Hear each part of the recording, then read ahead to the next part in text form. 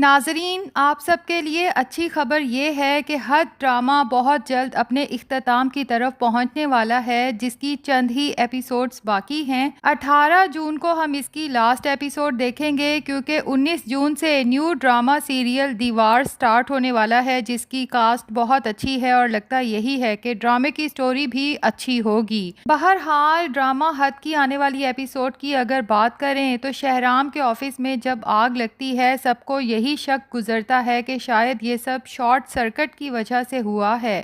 لیکن فریال جو بہت ہی سمجھدار لڑکی ہے اور اسے اچھے سے پتا ہے کہ شہرام کے آفس میں شارٹ سرکٹ ہو ہی نہیں سکتا۔ فریال کو یہ یقین کیوں ہے اس کے بارے میں بتانا مشکل ہے۔ بہرحال جب پولیس انویسٹیگیٹ کرتی ہے تو یہ بات کنفرم ہو جاتی ہے کہ آگ شارٹ سرکٹ کی وجہ سے نہیں بلکہ پری پلاننگ کے ساتھ لگائی گئی ہے۔ اب فریال کو تو پہلے سے ہی شک تھا کہ یہ کسی دشمن کی سازش ہے۔ حیرت کی بات ہے کہ کسی کا بھی شک زینیا کی طرف نہیں جاتا۔ بہرحال زینیا بھی حیران ہوتی ہے کہ آگ میں نے نہیں لگائی تو میرے علاوہ اور کون سا دشمن ہے جو شہرام کا اتنا بڑا نقصان کر سکتا ہے۔ یہاں پر معید صاحب کے ذہن میں شانزے کا ایکس ہسبینڈ ریحان آتا ہے، کیونکہ جب ریحان پولیس کسٹڈی میں تھا تو اس نے معید صاحب کو دھمکی بھی دی تھی کہ ایک دفعہ مجھے ان سلاخوں سے باہر آنے دو، اس کے بعد تمہارے خاندان کے ساتھ وہ کروں گا کہ ساری زندگی یاد رکھو گے۔ لیکن معید صاحب اپنے طور پہ جب ریحان کے بارے میں انویسٹیگیشن کرواتے ہیں تو پتہ چلتا ہے کہ ریحان تو اپنی دوسری بیوی کے ساتھ 1 سال پہلے ہی ملک چھوڑ کے آؤٹ آف کنٹری جا چکا ہے، اور پھر وہاں پر بھی 6 مہینے پہلے ریحان کا ایکسیڈنٹ ہو گیا تھا۔ یعنی یہ بات کنفرم ہو جاتی ہے کہ ریحان جو ایکسیڈنٹ کے بعد ظاہر ہے چلنے پھرنے سے بھی قاصر ہے اور پاکستان میں بھی نہیں ہے، تو یہ کام اس کا نہیں ہو سکتا۔ حالانکہ آج کل کا ڈیجیٹل دور ہے، کوئی دوسرے ملک میں بیٹھ کے بھی کسی کا نقصان فون پر کر سکتا ہے۔ بہرحال اب سبھی گھر والے پریشان ہوتے ہیں کہ اگر یہ ریحان کا کام نہیں تو پھر کس کا کام ہے۔ خیر، شہرام سوچتا ہے کہ یہ تو پولیس کا کام ہے، یقیناً وہ جلد اصل مجرم تک بھی پہنچ جائے گی۔ فی الحال تو اسے یہ افسوس ہے کہ اس نے کتنی محنت سے یہ کمپنی کھڑی کی تھی، اس کی ساری محنت، سارا پیسہ، سب کچھ ضائع ہو گیا۔ یہاں پر فریال ایک اچھی بیوی ہونے کا ثبوت دیتے ہوئے شہرام کو حوصلہ دیتی ہے کہ اگر آپ ایک دفعہ اتنی بڑی کمپنی کھڑی کر سکتے ہیں تو اب تو آپ کے پاس تجربہ بھی ہے، آپ زیرو سے پھر سٹارٹ کریں گے تو مجھے پورا یقین ہے کہ پہلے سے بھی زیادہ بہترین کمپنی کھڑی کریں گے۔ جس پہ شہرام کہتا ہے کہ تجربہ تو میرا بہت اچھا ہے، لیکن آلریڈی مجھے فائنینشیل لاس اتنا بڑا ہو چکا ہے کہ اب میں کہیں سے قرض بھی نہیں لے سکتا۔ ایسے میں فریال اپنا سارا زیور اٹھا کے اپنے شوہر کے سامنے رکھ دیتی ہے اور اسے کہتی ہے کہ میرے لیے تو اصل زیور آپ اور میرا بیٹا ہادی ہیں۔ اس زیور کا میں نے کیا کرنا ہے؟ اگر یہ آپ کے کام آ جائے تو میرے لیے بہت خوشی کا باعث ہوگا۔ شہرام تو فریال کی یہ قربانی دیکھ کر حیران رہ جاتا ہے، کیونکہ اس کے دماغ میں تو زینیا جیسی عورت ہی ہے جو لالچ میں صرف اپنے شوہر کو ٹینشن دیتی ہے اور زیادہ سے زیادہ کی توقع رکھتی ہے۔ ایک بیوی اپنا سب کچھ شوہر کے حوالے بھی کر سکتی ہے، شہرام نے تو کبھی سوچا بھی نہیں تھا۔ شہرام دل کھول کے فریال کی تعریف کرتا ہے، کیونکہ شہرام کو لگتا ہے کہ فریال یقیناً اسے اس کی کسی نیکی کا صلہ ملی ہے۔ جبکہ یہ دونوں جب آپس میں یہ باتیں کر رہے ہوتے ہیں تو زینیا میڈم دروازے کے باہر کھڑی ان دونوں کی باتیں سن رہی ہوتی ہے، اور یہاں پر لگتا یوں ہے جیسے زندگی میں پہلی بار زینیا کو احساس ہو رہا ہے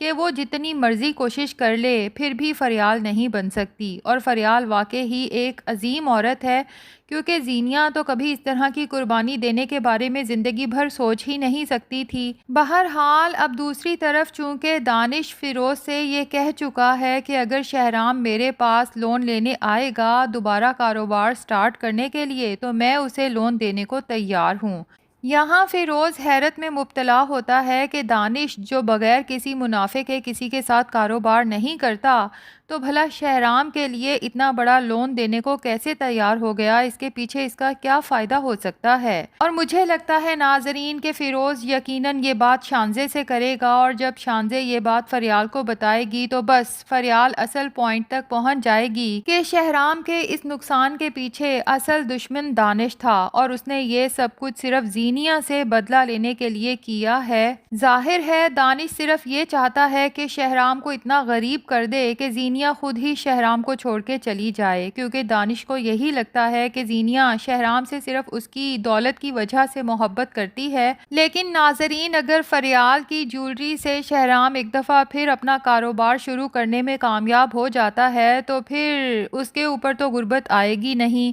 اور ایسے میں زینیا اسے کبھی چھوڑے گی نہیں۔ اب دیکھتے ہیں کہ دانش نیا کون سا طریقہ آزمانے والا ہے زینیا اور شہرام کا رشتہ توڑوانے کے لیے، کیونکہ بس اس کا ٹارگٹ اب یہی ہے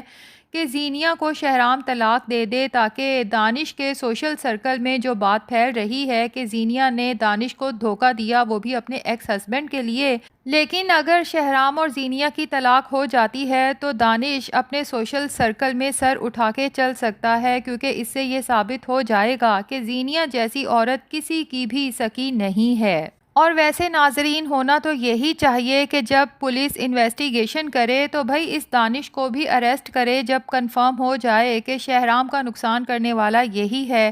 شروع میں دانش تھوڑا اچھا لگا تھا اور لگ رہا تھا کہ شاید وہ زینیا کو سبق سکھانے آیا ہے، لیکن زینیا کو سبق سکھانے کے لیے جو شہرام کا نقصان کیا ہے تو اب دانش بھی بہت برا لگنے لگا ہے، بالکل زینیا کی طرح۔ ڈرامے کا اینڈ تو تبھی اچھا ہو سکتا ہے جب دانش اور زینیا دونوں ہی جیل کی سلاخوں کے پیچھے نظر آئیں، کیونکہ ان دونوں کی یہی سزا بنتی ہے۔ بہرحال دوسری طرف بھائی اظہر صاحب کی بھی سمجھ نہیں آتی، اسے ساری حقیقت کا پتہ ہے، یہ بھی پتہ ہے کہ سیرت نے ساری زندگی سمین اور اس کی بیٹی فریال کو کتنا ذلیل و خوار کیا ہے، اور اب سیرت کی بیٹی زینیا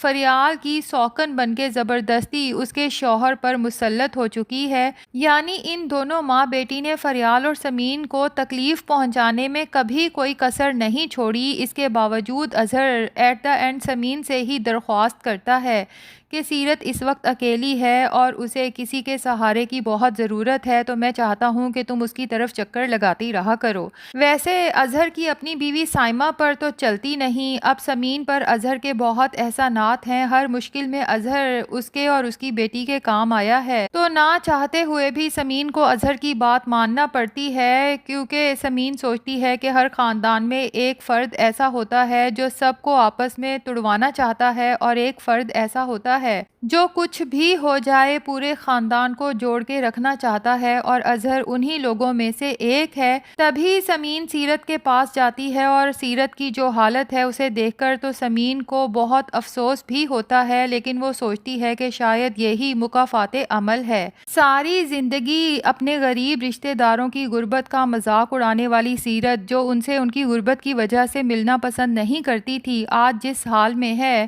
افسوس ہوتا ہے، اور پھر اس کے بچے بھی اسے چھوڑ کے جا چکے ہیں۔ بہرحال سیرت سمین کے سامنے بہت شرمندہ ہوتی ہے، ہو سکتا ہے ہاتھ جوڑ کے سمین سے اپنے کیے کی معافی بھی مانگے، لیکن کیا فائدہ اس معافی کا؟ اگر سیرت پر یہ برا وقت نہ آتا تو شاید اسے اپنی بری خصلت کا کبھی پتہ ہی نہ چلتا۔ جبکہ دوسری طرف زینیا بھی اپنی ماں سے ملنے آتی ہے، شاید تھوڑی شرمندہ ہے فریال اور شہرام کی آپسی باتیں سننے کے بعد کہ فریال کو ہر کسی کی فکر ہوتی ہے اور مجھے تو اپنی سگی ماں کی بھی فکر نہیں ہے جس کی حالت اتنی خراب ہے۔ لیکن جب زینیا یہاں پہنچتی ہے تو سمین اسے اچھی خاصی سنا دیتی ہے، اسے آئینہ دکھاتی ہے اور اسے بتاتی ہے کہ انسان جب مذہب، اخلاقیات اور انسانیت کی حدود سے گر جاتا ہے تو پھر وہ ظالم، وحشی، درندہ بن جاتا ہے۔ اسے اپنے مفاد کے سوا کسی کی فکر نہیں رہتی، لیکن اللہ کو وہی لوگ پسند ہیں جو ہمیشہ دوسروں کے کام آتے ہیں۔ تو دیکھتے ہیں ناظرین کہ سمین کے اس سبق کا زینیا اور سیرت پہ کتنا اثر ہوتا ہے، لیکن جو بھی ہے زینیا اور اب تو دانش کو بھی ان کے کیے کی سزا تو بہرحال ملنی چاہیے۔ تو ناظرین، کیا آپ ان دونوں کو جیل کی سلاخوں کے پیچھے دیکھنا چاہتے ہیں، یا پھر چاہتے ہیں کہ اگر ان دونوں کو اپنی غلطی کا احساس ہو جائے تو انہیں معاف کر دیا جائے؟